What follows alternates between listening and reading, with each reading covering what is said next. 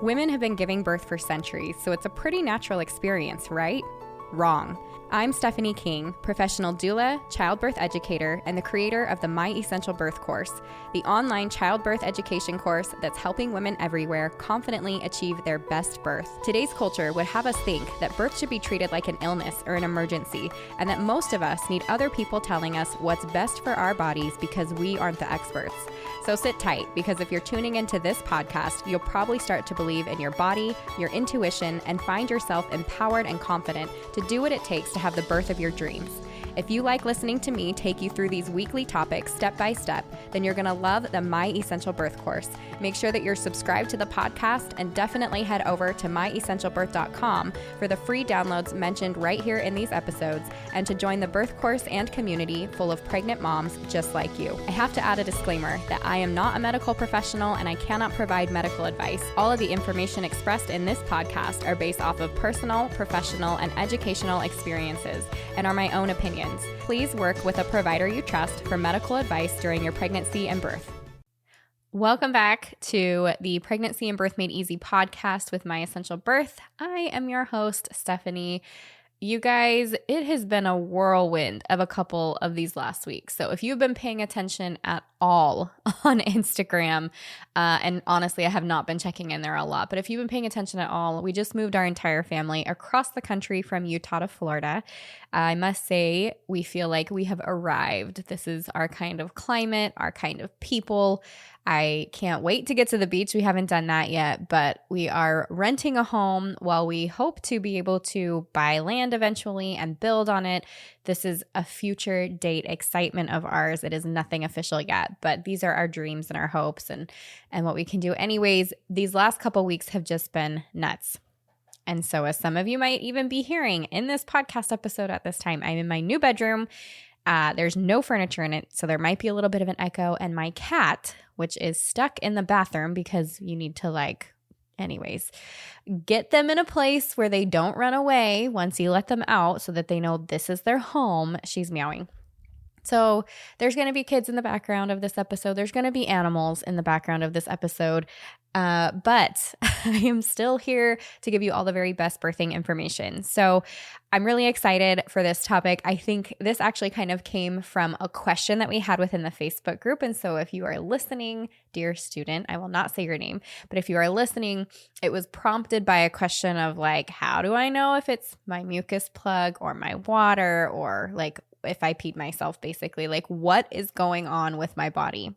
So let me dive in with the reviewer of the week first, and then I'm going to give you the intro to this episode, and hopefully I'm going to answer a ton of your questions here. So first things first, our reviewer of the week is Sarah Travail, and she says, a must listen to podcast. I started listening to this podcast when I was 8 weeks pregnant. I am now 34 weeks, and it has been my saving grace. The knowledge I have gained from listening has been invaluable. I feel beyond ready for birth, even though it's our first baby and things might not go as planned. This podcast helped me prepare for the unplanned. My family has been skeptical whenever I mention birthing unmedicated, so having a birthing community such as this one has lifted my spirits. I cannot thank you enough. Girl, you and I both. I don't know about you guys, but if you don't have people who have birthed either unmedicated or chose to do a home birth or did something off the grid of the normal for the majority of people, I don't know what it is, man. They come out of the woodwork and they're like, why would you do that? What are you doing? Is that safe? You're going to harm you and your baby, all the things. So I'm so excited you found a community where this is the norm. That's what I did myself, even just finding other natural birthing people. It's huge because otherwise all you're hearing is the regular things, the normal things of everyday experiences. And that doesn't mean that they're bad, but they don't have all the information from How Beautiful and all the other options that you might have out there. So I love that you're here. You're listening along. For those of you that might be new to the podcast, medicated or unmedicated, I'm going to give you both sides and exactly how to get the birth that you're looking for. My big thing is that you have a choice and a say in the situation. So anything that you hear on this podcast, including what we're talking about today, is so that you have informed information and can make informed decisions for your pregnancy and birth. So This episode I'm really excited about. And I think it kind of reminded me of, because we have a lot of questions when we come up to pregnancy or to birth. And I think it reminded me of the questions that I know myself, and it didn't matter how many times I was trying to get pregnant. But you know, when you're coming up to like, am I pregnant? And you start Googling all the things. You Google like 1,000 things and you're like, first signs of pregnancy. You know, how do I know I'm pregnant? Is sleeplessness a sign of pregnancy? How many days past ovulation can I test positive? You know, and then we take 10 pregnancy tests and all the things. And the telltale sign, obviously, is a missed period and a positive pregnancy test. But you can't help it. As you get closer, you're curious and you're like, wait, could this be a sign of it? Or wait, could this be, oh, my heightened senses, my smell, my taste. I'm pretty sure I'm pregnant. Well, newsflash and good news, that same thing happens when you're coming up to labor. And I have some answers for you today. But let me tell you, or maybe if you've had a baby before, maybe these are some of your common questions, or maybe you're coming up to that guest date and you've had some of these questions. So it's really common when you get close to birth to be curious about things like, did my water break or did I just pee myself? That's a very common question. Is that my mucus plug? Or do I need to head straight to the hospital? Was that a Braxton Hicks or a real contraction? And is this prodromal labor or is it the real thing? Now, I'm sure there's a ton more questions, just like when you're coming up to pregnancy, that you will Google. But I want to touch on these because these are not only very common, but some of them may or may not be telltale signs or give you an idea of what a telltale sign would be for when it is labor time. So I'm going to answer all these today. I'll tell you too that labor is exciting. I think after all the hard work of nourishing yourself and learning and you're growing this baby, the signs of labor means that it's actually time to meet that little human being. And I don't know about you, but that is my absolute favorite part, obviously.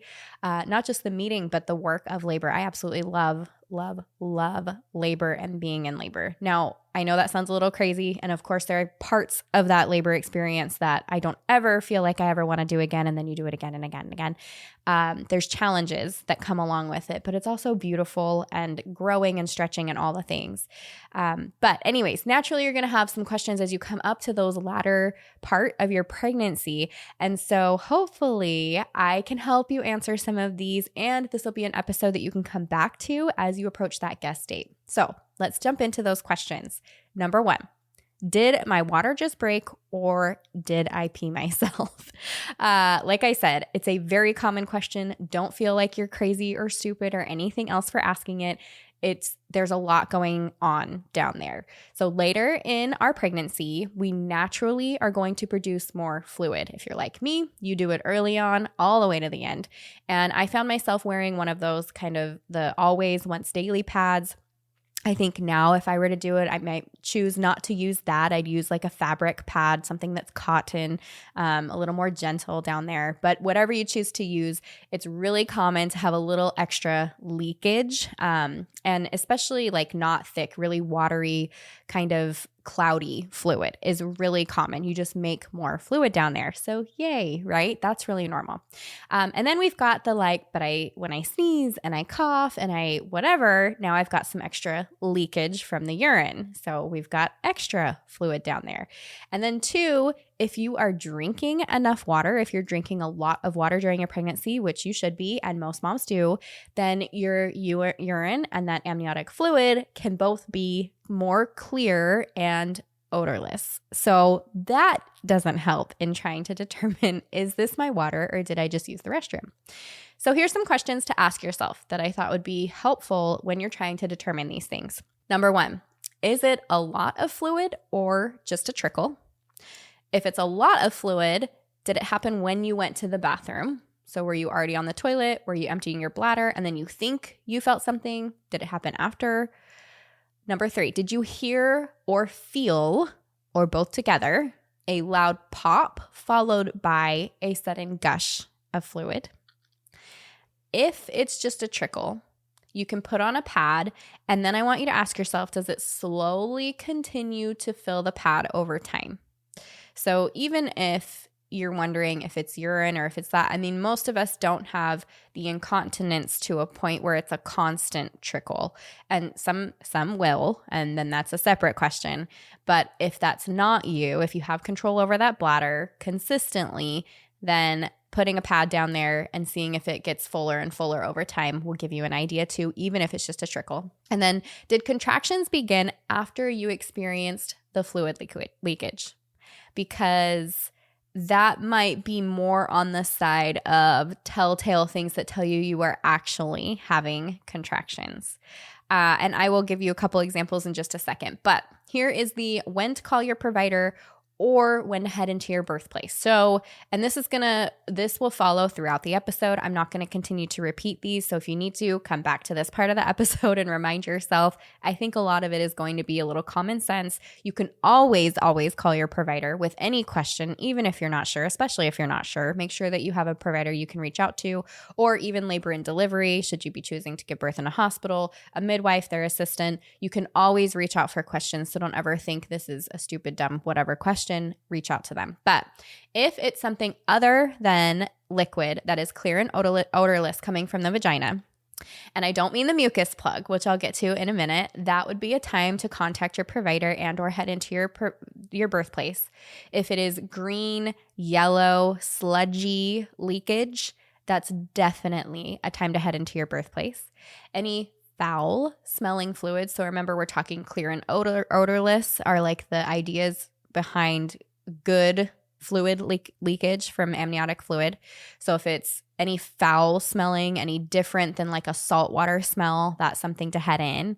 Any trickle of blood, and I'll talk about blood tinged mucus in just a moment, but if there is a trickle of blood or blood clots or any kind of vaginal bleeding, bright red blood, dark red blood, you head into your birthplace immediately. And then anything protruding from the vagina. Now, I guess obviously this would be the more common sense of things, but after you think your water is broken, or if you have no idea if your water is broken and you have a hand or a foot or an umbilical cord coming out from downstairs, head into your birthplace. Hopefully that's obvious. If it's an umbilical cord, you want to lean back, get off, make sure you're not in like a squatted or an upright position. You want to give that umbilical cord the place that it needs to be able to bring fluid and oxygen and blood and all those things. So now that we've covered those things, I am going to share 2 stories really quick that are my own. And this is involving leakage. So first baby, I woke up in the middle of the night and I had woken up, it was more than usual. It was 3 days before my due date, or actually I think it was 5 days before my due date. Anyways, and I had to use the restroom and I kept having to use the restroom. And I'm like, geez, I have to go to the bathroom so much right now. And every time I would sit up in the bed, I would feel like a little trickle. And I thought, oh my gosh, like I am peeing myself possibly. And so, but I had to go to the bathroom each time too. So I'm like, wow, this baby's really on my bladder tonight. I don't know what the deal is. Wear a pad, change the pad. Not a big deal. Well, after like the 6th time, my husband said, have you felt your stomach at all? And reaches over and grabbed my stomach and it was super hard. And I was like, oh, no, I haven't. But I feel like it gets hard. And then I feel that little trickle and then I have to pee. And so that was my story with my first baby. Now, what happened with me was it was a very little trickle. It's likely that it was higher up on my amniotic sac. So it wasn't super down low. So that trickle didn't turn into a burst or anything like that. And so I kept having these like up and down interactions. And then when I called the hospital, because I was giving birth at a hospital with my first baby, they said, oh, yes, you need to come in. We'll test the amniotic fluid and see if it is true amniotic fluid or not. But I also knew once I went into the hospital, I was going to have to stay. So I delayed a little bit because they asked me to time contractions. They were like 10 minutes apart if I was sitting down and really focused on feeling my stomach. I was like, yeah, they're like 10 minutes apart, but I wasn't feeling like anything. So I'm like, I'm going to shave my legs. That is my big plan right now. I'm going to paint my toenails. I'm going to tell my husband so that he can come home from work, whatever. And anyways, so there was that whole thing. And then I went in, and sure enough, after a couple hours, they were like, what took you so long to come in? And I explained that I had to get ready for the day. But once I was there and they tested it and said, oh, it is amniotic fluid, then of course I had to stay. And that's what started my whole interaction with the providers and hospital and everything that led to my personal cesarean birth. So had I known better and done things a little different, if I had been educated and I knew my options later on for myself, I would have chosen to stay at home. I would have gone to Target. I would have put a pad on. I would have gone out to eat. I would have gone about my day normally. I was not having any contractions that were even remotely catching my attention. So there was definitely some time to go. And that's really exactly what happened in the birth space. With the not knowing which kind of freedom of movements I needed and such, it just kind of cascaded from there. So that is my story with my first baby. Now, with my third baby, second baby, I don't remember having any trickling. I don't remember when my water broke. Maybe they broke. I really don't remember. But with my third baby, and this is my baby that I had at home. So I had a midwife, I had a doula, I was past my due date, and I went to the bathroom and I urinated, no big deal. But when I went to reach back to wipe, so I went to turn around my body to wipe after I went to the bathroom, I had this big like gush of water. And I was like, wait, I'm like, what was that? And so of course I text my doula and I'm like, hey, I actually don't know if this was my water at all. I didn't hear a pop. There wasn't this like big old gush of things, but when I twisted, for sure, there was a ton of water that just came out. And I'm like, so just a heads up, that might have been my water. Kind of same text to my midwife. It turns out it was not my water. That baby was born in the call. So my best guess is I finished peeing and squeezed and pushed my body and stomach and baby into my bladder in a way that just squirted out the rest. So anyways, those are my awkward, funny, whatever stories. But as a doula, I've definitely been there when mom is in labor and you hear this audible pop. Mom feels it. There's a gush everywhere. Like you're all gonna go home and wash all your clothing and shoes. Like there's definitely that kind of whatever. The trickle is really common too, though. And not understanding if it's urine or a trickle is also common. So all of that to say, as long as you don't have any of those emergent things and you've had that conversation with your provider about when you're going to come in, if your water does break before the onset of contractions, or if it breaks and you have contractions about laboring at home, then it is okay to stay at home and do your thing. Number 2, is that my mucus plug or do I need to head straight to the hospital? This is one of those things. Let me tell you a little bit about the mucus plug. So your mucus plug is, you lose it because your cervix is dilating. So the mucus plug is just what it sounds like. It's this protection. It's a mucus protection that covers the opening of the cervix. So your cervix can't be completely tightly all the way closed up. There's always going to be just a little bit of opening. And so that mucus area just seals the rest in there. It protects from infection and all other things that can, kind of cross that barrier back and forth. It protects you and it protects your baby. So it's really, really excellent. Now, due to dilation, there can be little capillaries that break or burst in the cervix and obviously some of that can cause a little bit of blood. And so oftentimes what happens, it's very common that when a mom finds her mucus plug, and probably the most common time to find it is they go to the restroom and it's either in the toilet, like they hear this like plop and there's something in the toilet, or you go to wipe and it's kind of this like mucusy, or like think of snot, but like a big glob of it. You're so welcome, you guys, for listening to this. I hope nobody's in their first trimester right now. But and you wipe and it's kind of this like blood tinged goopy thing. And it's like, ooh, is this safe? Is this okay? Yes, it is. It's totally normal. So when you see that blood tinged, not trickle of blood, but blood tinged, kind of slimy, gooey mucus, that is because those little capillaries have popped and dilation is occurring. So that's exciting. Your body is doing exactly what it needs to do. It can also be a little bit of a pale yellow. It can have a really slight like green tinge that's totally normal. And like I said, it can be blood tinged as well. So I think the thing that comes along with this is the big question of, I lost my mucus plug. Am I going into labor? And that's a really common question, totally normal. And it is exciting because that means your cervix is dilating. So maybe something else is happening. But I will tell you right now that losing your mucus plug is not a telltale sign of labor. In fact, you can lose it weeks before you give birth, and it can actually regenerate, which I think is pretty incredible of our bodies to be able to do that.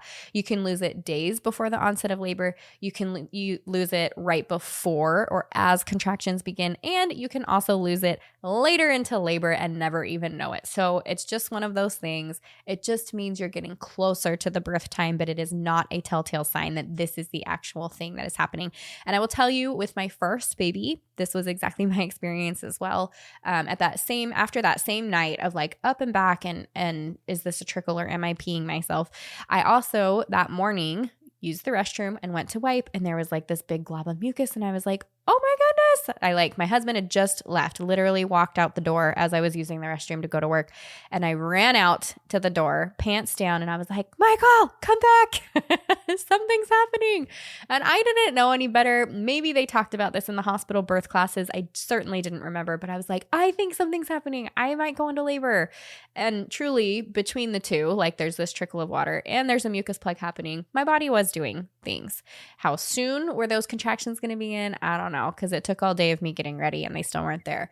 But mucus plug is a really common thing to lose. I don't remember truly with my next two if I saw it at all.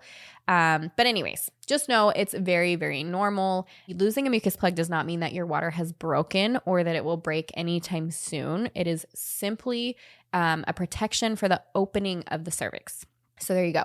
And then kind of the like, when do I call my provider? It's all those same things listed above. So the trickle of blood and all the other information that I gave you at the beginning.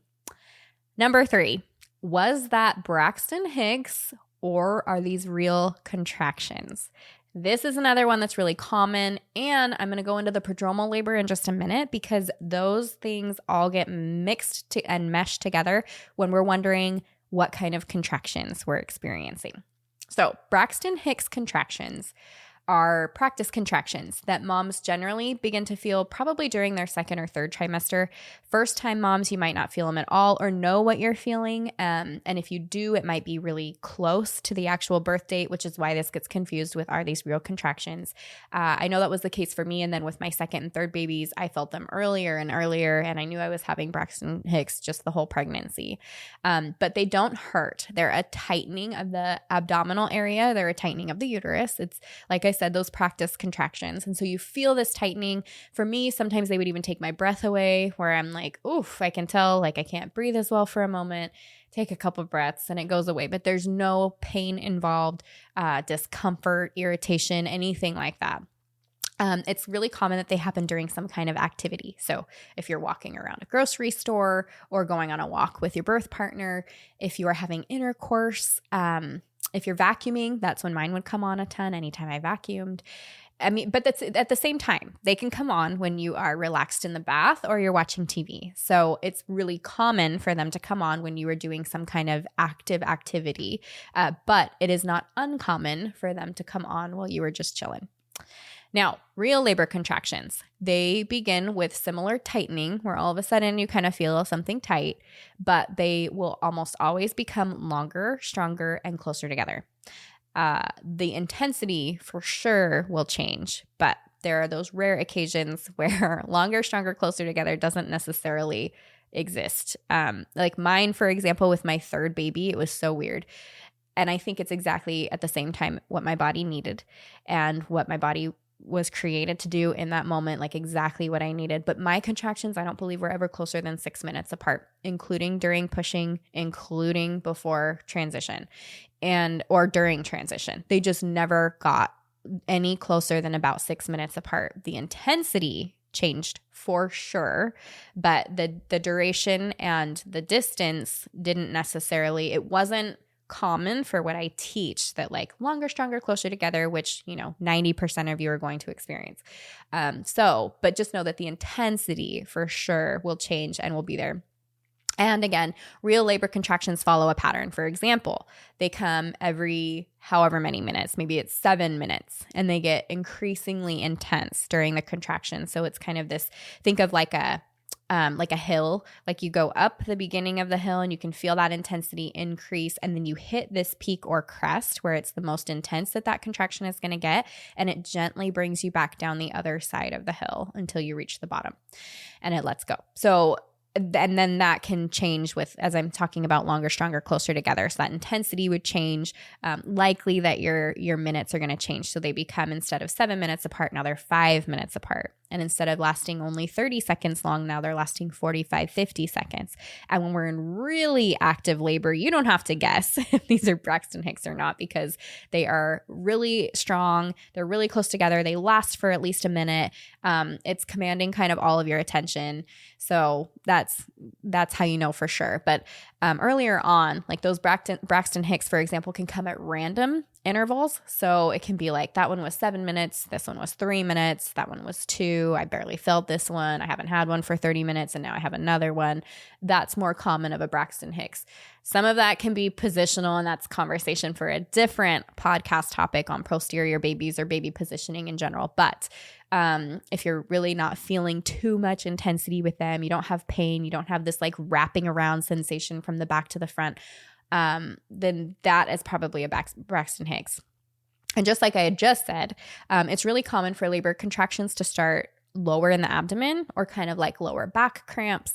And then they begin wrapping around from the back to the front. That is how I know, for example, as a doula, when I'm texting with my moms who are like, I'm trying to figure out if I'm in labor and what about this and what about this? And I'm like, well, explain your contractions to me. And then I give them a call and I want to hear them. We're just having a conversation, but I'm listening to how are they sounding during that conversation? Is the contraction taking their breath away? Are they having to stop the conversation with me to really focus? Or is it they're not stopping that conversation, but they're really having a hard time with it? And then when they start describing, it's changed from just kind of cramps down low to it's wrapping around to the front, I'm like, boom, you are in early labor. That's awesome. So those are some things to know. But eventually, like I said, they're going to command your attention and it will end with a baby. So if you can't really figure it out, at some point you will. Again, I'll get into prodromal labor in a second. Here are some questions to ask yourself though. Number 1, am I able to sleep through the contractions? Because if you are, whether they are real or Braxton Hicks, and it is your normal natural time that you should be sleeping at night in your bed, you should absolutely be doing that. Same with if you're like, I take a nap in the afternoons because I'm pregnant and I'm tired. Don't get up and start moving around and get excited, which I know easier said than done. But if you can, at least lay down, rest, close your eyes. If you can fall asleep during them, then it's either really, really early labor or Braxton Hicks. And then ask yourself, do they increase in frequency and duration, especially when I change my activity, including when I rest? So have you tried things like drinking water, because dehydration can cause contractions? Have you tried eating, napping, taking a shower, taking a walk, going to Target, or whatever your favorite place to walk around in labor might be? Taking a bath, taking a shower, laying down, does it still not change what's happening? So in other words, if you're doing those things, does it change the duration? Do they start to space out? Do they feel less intense? Or do they continue to get longer, stronger, closer together? Because that's a telltale sign of this being actual labor. And then how much am I needing to focus and breathe to get through a contraction, if at all? So real contractions, eventually you're going to have to take a moment, close your eyes, or focus on something, nice deep breaths, breathing into your abdomen to find some relief from what you are feeling, whether you want to call that pain or intensity or discomfort or what have you. And so if you are not doing those things, then perhaps it is just a Braxton Hicks. Funny story, which I tell you guys a little too much, I think, about my personal experiences, but there is no such thing as TMI on this podcast because I just want you guys to feel normal with where you're at. I remember later in my pregnancy, and I was working, and the girls in the office had started going on walks, and so we were doing our lunchtime walk or whatever, and I'm like, oh my gosh, like something really intense is happening. And the lady that was there with me, she had had children before. She was a little older. She was like, are you okay? Like, are you having contractions? Or I'm like, I don't know what is happening right now. And it felt really intense, and it kind of wasn't letting go, and we were walking, and I'm like having some lower pains, and I'm like, something feels weird. I just want to get back to the office. Got back to the office, used the restroom. Turns out I just had to poop. So if you ever experience anything like that, it's normal.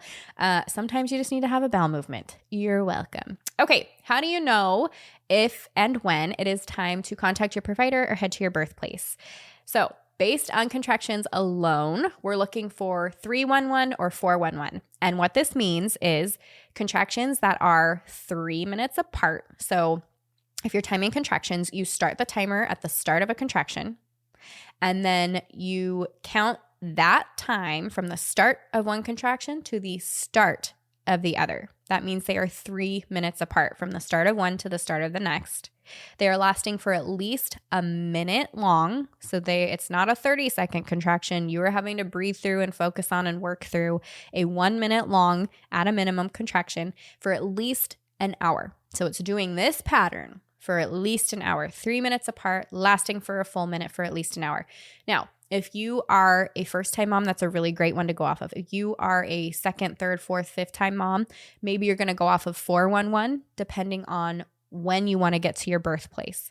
And that can be the same for a not first-time mom, which I'll talk about in a moment. But once you've done this prior, chances are things can move a little bit quicker with the next subsequent pregnancies and labors. So 411 would be 4 minutes apart, lasting for a minute for at least an hour. Now, depending on how you choose to give birth, that duration and little setup might be completely different for you. For example, if you're a mom that wants to utilize an epidural a little earlier on in your labor game, then waiting till 311 or 411 might not be really comfortable for you, and you may have wished that you would have had that epidural a little bit earlier. Also, if it's a 10-minute drive to your hospital versus an hour drive to your hospital, that's going to look a little bit different for you. If you are GBS positive and you choose to have the antibiotics and you want to have them the 4 hours prior and get that second dose, that is an option for you. So there's going to be different things that tell you when to go, what to do, all of that. So depending on how you choose to give birth, those durations and all of that are going to look a little bit different. So it's really about knowing what you want to do for your pregnancy, for your birth experience, and then moving forward with that. But if you are trying to stay home a little bit longer and wait until you're a little bit closer to giving birth for when you get to the hospital to maybe avoid intervention or just avoid extra time at the hospital so that you're more comfortable, then those are the guidelines that we go off of. Okay, number 4. Is this prodromal labor or the real thing?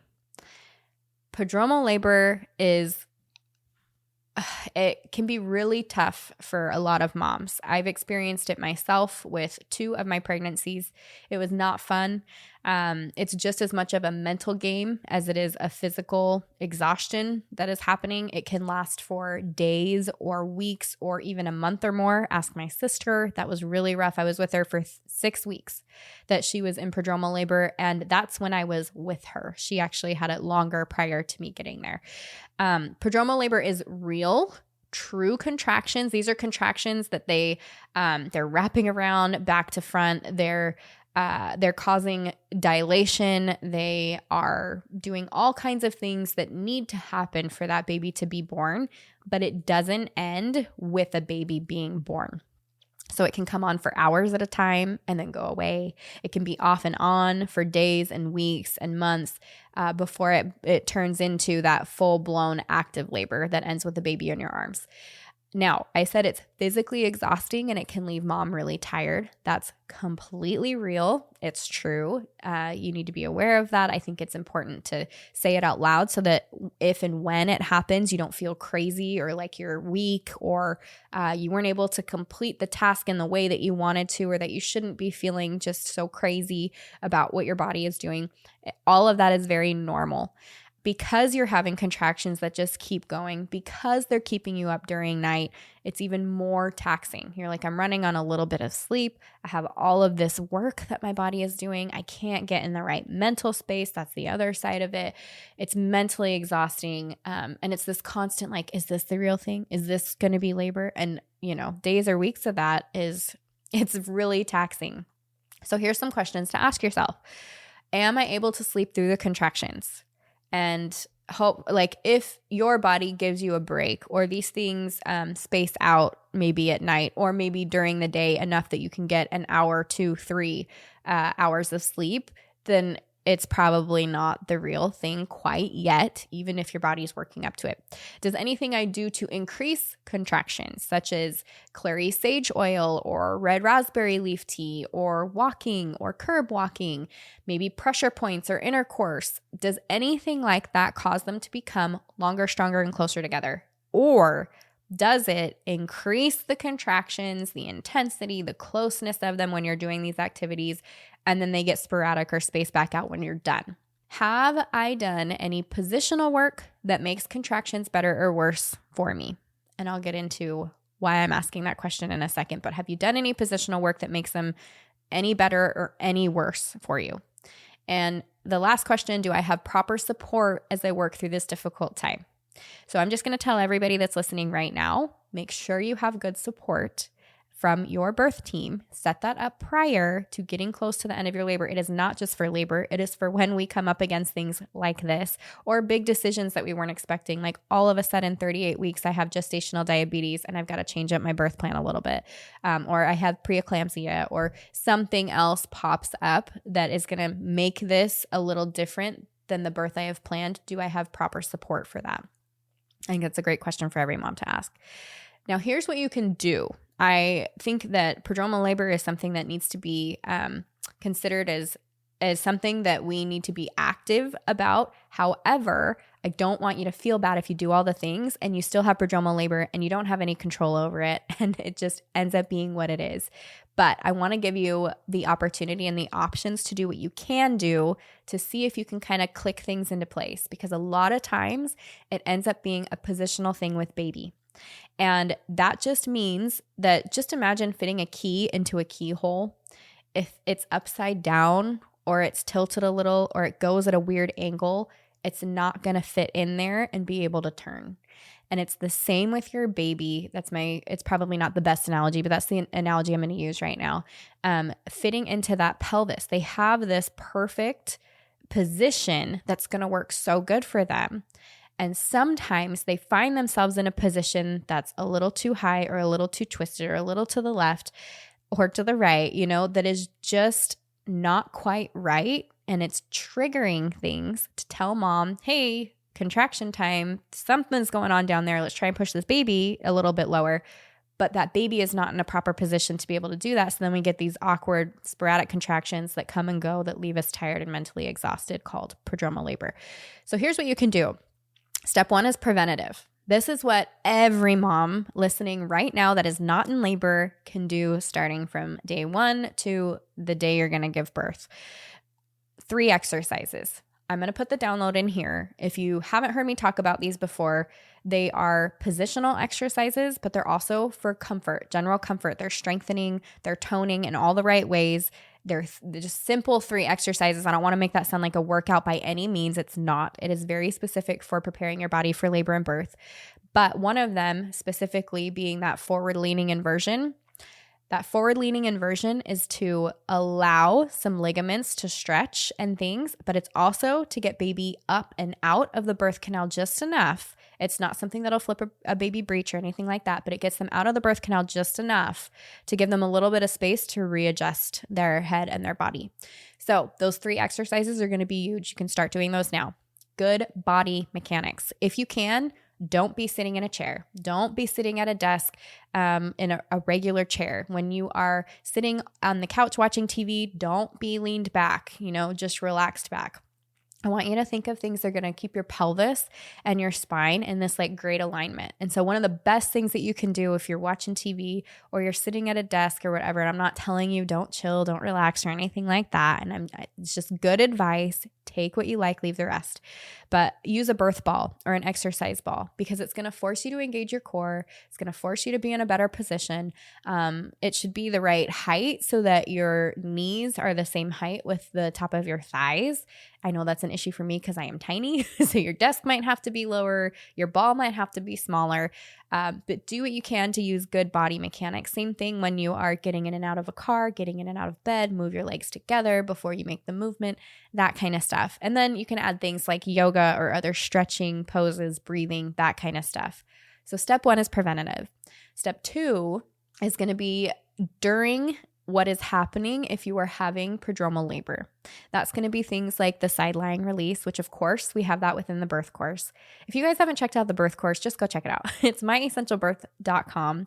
In fact, if you do myessentialbirth.com/get started, it walks you through exactly what's included with each class, each section, so that you know exactly what you're getting. But side lying release is something that we teach in there and is really excellent for position. You can do it both sides of your body, side lying release.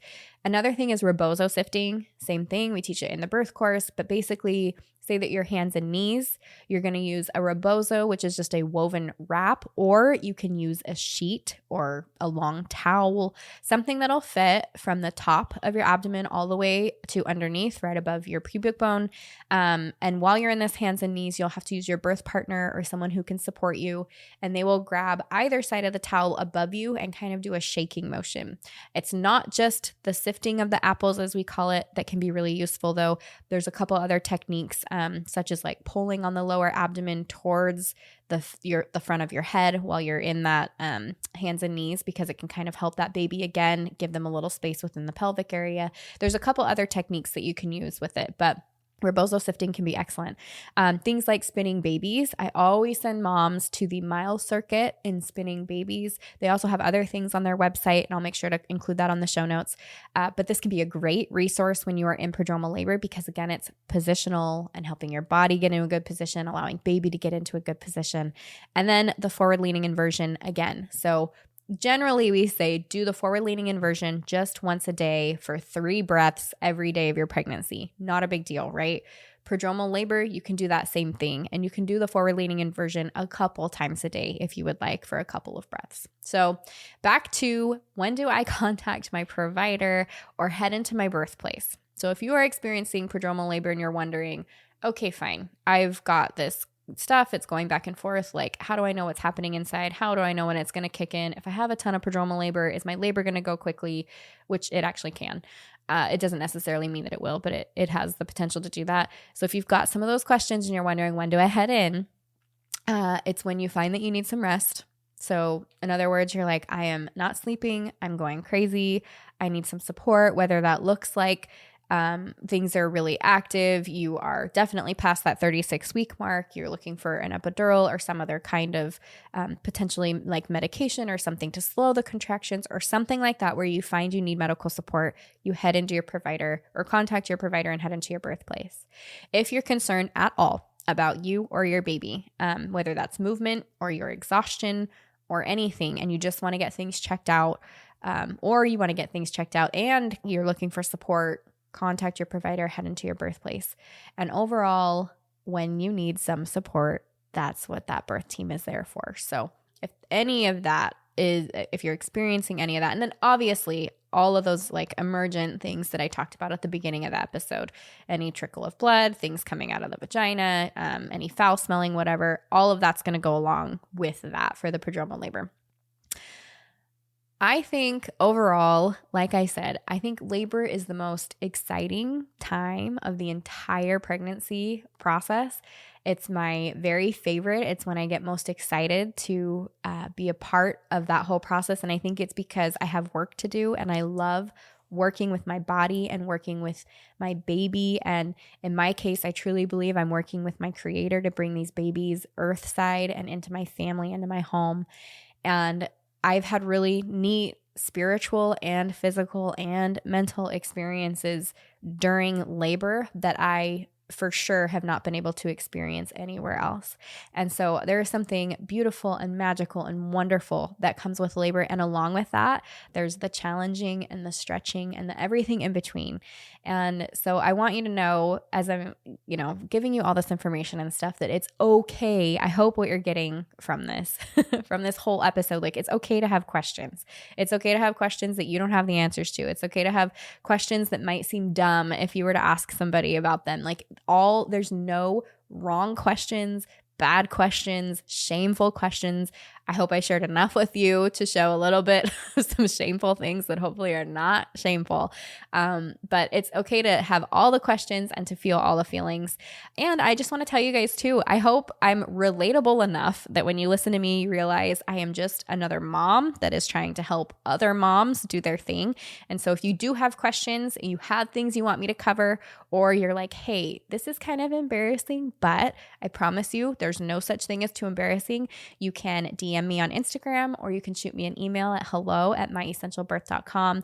I'm here for you. I'm rooting for you. I hope at some point you do join me in the birth course, that you do download the 3 free exercises, if nothing else. And I look forward to connecting with you soon. That's it for this week, but make sure you subscribe to the podcast so that you get notifications first as I drop a new episode every week. And don't forget to head over to myessentialbirth.com for all of the free downloads mentioned here and to join the birth course and community serving pregnant moms just like you. If you enjoyed this and other episodes, I would love it if you would take a few minutes to leave a review on Apple Podcasts. I read every single one and include one at the beginning of each episode. See you next week.